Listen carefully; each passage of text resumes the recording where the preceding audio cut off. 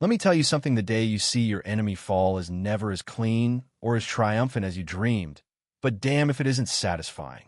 I remember it clear as day, because the sun was beating down so hard it turned the whole cul-de-sac into a spotlight.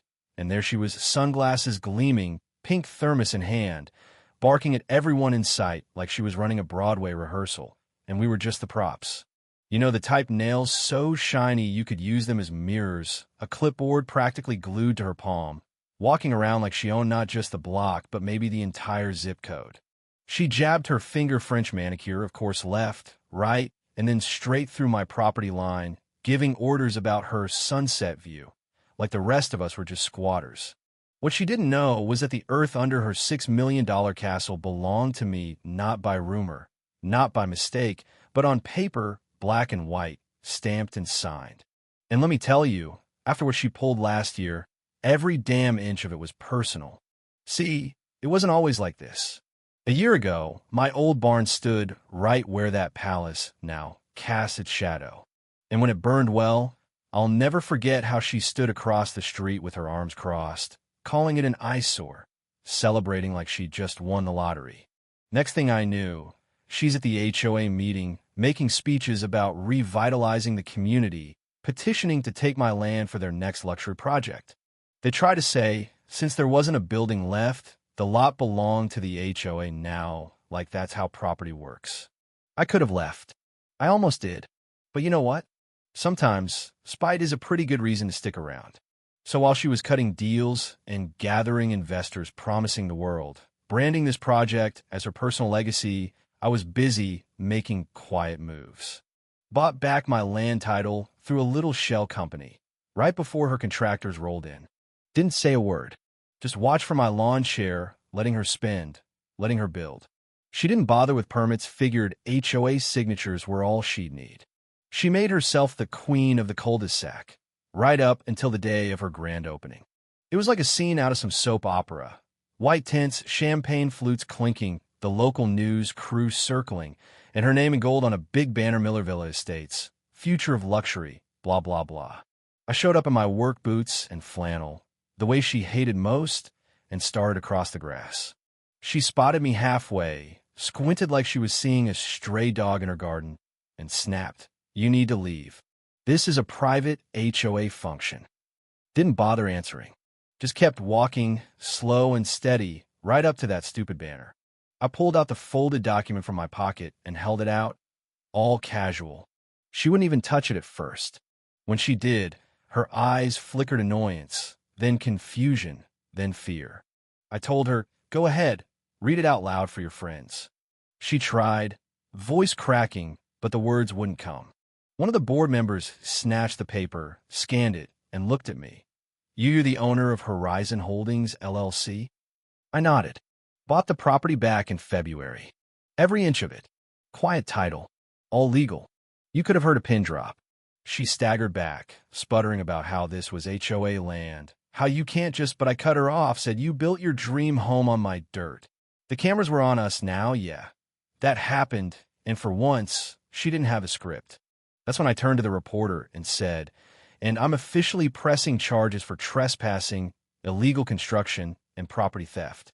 Hope you kept your receipts." Let me tell you, it was like pulling the pin on a grenade. She tried to laugh, that shrill, "You're kidding" sound, but nobody was laughing back. The board members edged away like she was contagious. Even her lawyer ducked out, pretending to take a call. I watched her hand shake so bad, she dropped her pink thermos. "Don't do this," she whispered, stepping close. "We can work something out. I'll cut you in on the sales. Please." I just smiled, real small. You build a mansion on a man's land. The only thing you're getting is a court summons. Right on cue, my buddy from the county recorder's office strolled up, badge clipped to his belt, handed her the thick envelope. She tore it open, scanning for hope, but all she found were the words "cease and desist," "eviction," and "notice of forfeiture." She whispered, "This is a joke. You can't just take it from me. It was supposed to be mine." I just shrugged. Land doesn't care how loud you talk or how fancy your parties are. It only listens to paperwork. A couple folks actually clapped. No joke, even the HOA treasurer muttered. Told her she should have filed for the permits.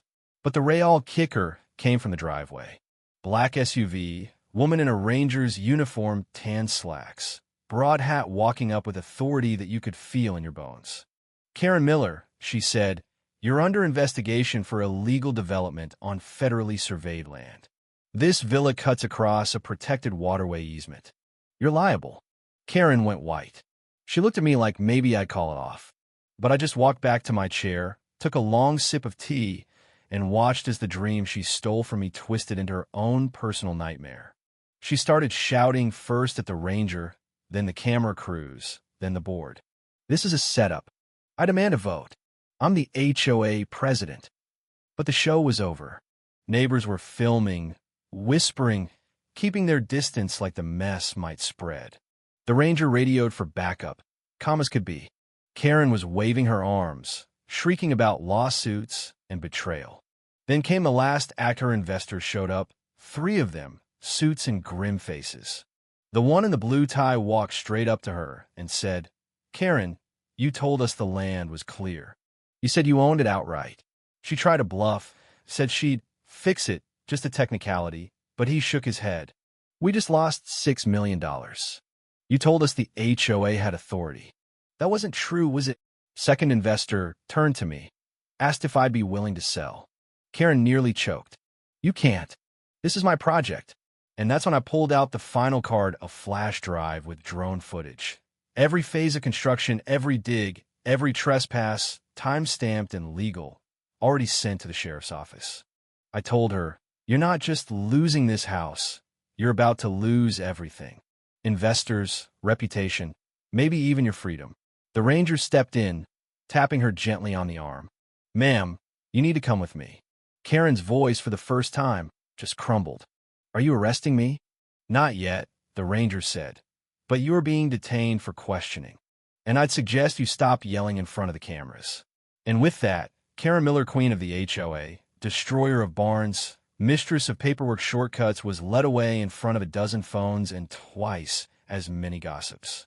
I watched her get into that SUV, and the last thing I remember was the ranger closing the door, the crowd starting to buzz, and the news van pulling away, already smelling their next headline. Funny thing, though, nobody asked me if I felt like a winner. The truth? It wasn't about winning. It was about standing my ground, about proving that in the end, justice is just persistence with the right paperwork. And as I sat there, tea in hand, watching the sun dip over the balcony that used to be my barn's roof, I thought, yeah, sometimes the good guys win. Or maybe it's just the last stubborn one left standing. So now I gotta ask you, what do you think? Was I right to fight for what was mine, or did it all go too far? Where's the line between justice and revenge, between standing up and refusing to back down? I'll tell you my side, but the rest, well, that's up for you all to debate. Let me know down in the comments. Whose side are you on, and what would you have done?